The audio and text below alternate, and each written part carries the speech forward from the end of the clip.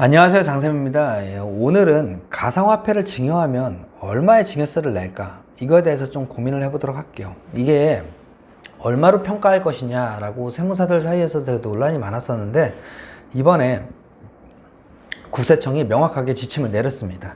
12월 28일 날 가상자산 평가를 위한 고시했다, 이렇게 나와 있는데, 우선 주식 같은 경우는 거래소가 하나입니다. 한국증권거래소 하나밖에 없잖아요. 다만 프로그램이 여러 개일 뿐이에요. 키움이나 삼성증권 이런 데들은 거래소가 아니라 그냥 프로그램입니다. 따라서 어디에서 사든 삼성전자의 주식은 똑같습니다. 다 똑같아요.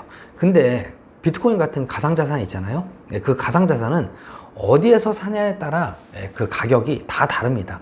어디에서는 1000만 원이면요, 어디에서는 1050만 원이에요. 이런 식으로 다 가격이 다르기 때문에 어디에서 거래되는 코인의 가격을 쓸 거냐, 이거에 대해서 논란이 많았어요. 근데 이번에 어떻게 하냐면요, 이 가상자산 사업자라는 거를 정했습니다. 여기에서 거래되는 가격으로 써라, 이렇게 그 사업자를 고시를 했어요, 거래소를. 근데 12월 28일 날 고시를 했는데, 여기서 이제 또 중요한 내용이 있는데요. 기타 소득, 그러니까 양도하는 거, 그러니까 증여나 상속은 공짜로 받는 거잖아요. 근데 양도소득, 그러니까 기타 소득, 돈 받고 파는 거, 그 부분에 대해서는 2023년 이후로 연기가 됐다. 왜냐면 제가 6개월 전에도 말씀을 드렸었는데, 제 영상을 보신 분들은 아시겠지만 이거 세팅하는 게 쉽지가 않습니다. 그렇게 빨리 세팅을 1년 만에 할 수가 없어요. 따라서 아마 연기될 거다라고 말씀을 드렸었는데, 아니나 다를까 이번에 당연히 연기가 됐습니다. 그리고 가상자산 상속 증여받는 경우는 예전에도 증여세를 냈어요.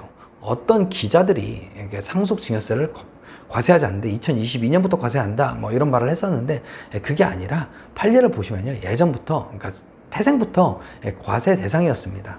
다만 이번에 발표한 거는 과세 대상이었는데 그걸 얼마로 평가할 거지만 명확하게 한 것뿐, 과거에도 과세는 하고 있었다라고 알고 계시면 될 것 같아요.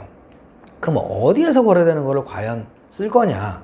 이렇게 밑에 보시면 업비트, 빗썸, 코빗, 코인원, 이렇게 네 군데에서 거래되는 가격을 평균을 냅니다. 만약에 예를 들어서 오늘 내가 증여를 했다라고 하면은 그 평균 가격을 내는 거예요.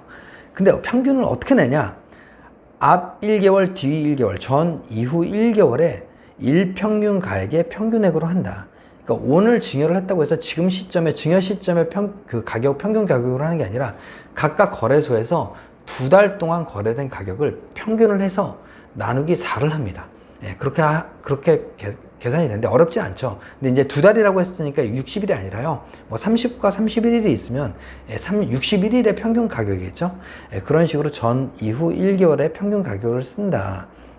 근데 만약에 4개의 거래소에서 거래되지 않고 다른 거래소에서만 거래되고 있다, 거기에만 상장이 돼 있다라고 했을 때 어떻게 할 것이냐.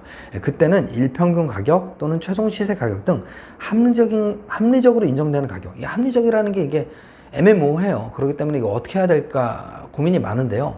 그냥 보수적으로 둘 중에 높은 가격으로 하면 되지 않을까라는 개인적인 생각을 합니다. 그럼 좀 안전하겠죠. 어찌됐든 평균 가격을 쓴다.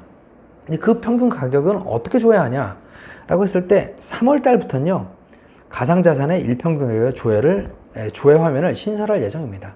3월 전에 증여를 한다, 아니면 과거에 증여를 했다 라고 했을 땐 그냥 합리적인 방법, 아니면은 과거에 각 거래소에서 그 일평균 가격을 조회하는 화면이 있어요. 거기에서 내가 일일이 수작업으로 다 계산을 하는 방법밖에 없습니다. 그리고 만약에 한번 예를 들어 볼게요. 업비트, 빗썸, 코인 이렇게 세 군데만 상장이 돼 있다고 해볼게요. 그럼 1월 5일 날 업비트, 빗썸, 코인에만 상장이 돼 있는데 11,000원, 12,000원, 13,000원이다. 그럼 일평균 가액이 12,000원이잖아요. 이런 식으로 3월 4일까지 2달 동안에 거래 가액을 다 평균을 냅니다. 그 다음에 이제 2월 달에 껴있으니까 59일밖에 안 되겠죠, 2달이? 그럼 59로 나누는 거예요. 그 나누는 가격을 나누기 3을 합니다. 나누기 3을 해. 왜냐면 거래소가 3개밖에 안 돼 있으니까 나누기 3을 해서 이렇게 간단하게 계산을 하시면 된다. 근데 일평균 가액이 도대체 뭐냐라고 했을 때 0시부터 24시까지의 총 거래 대금을 거래 수량으로 나눈 거로 말합니다. 주식 같은 경우 증여 또는 상속을 하면요, 최종 시세 가격, 그러니까 종가로 하거든요.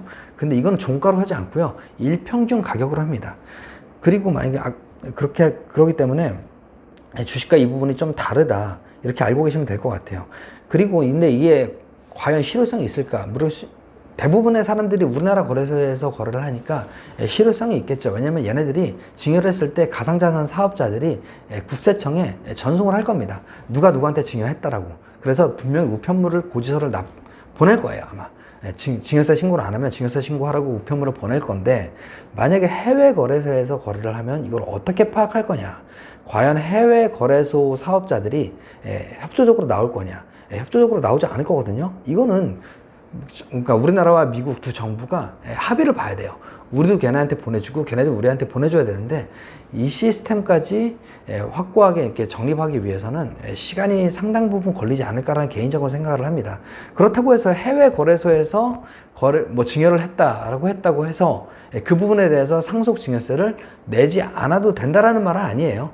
다만 정부가 파악을 하기 어려울 거다라는 의미지, 그거를 내지 말라는 뜻은 절대 아니다라고 알고 계시면 될 것 같습니다. 어쨌든 오늘 가상자산 평가에 대한 내용을 좀 간략하게 설명을 드려봤고요. 더 좋은 내용으로 다음 시간에 찾아뵙도록 하겠습니다. 끝까지 들어주셔서 감사합니다.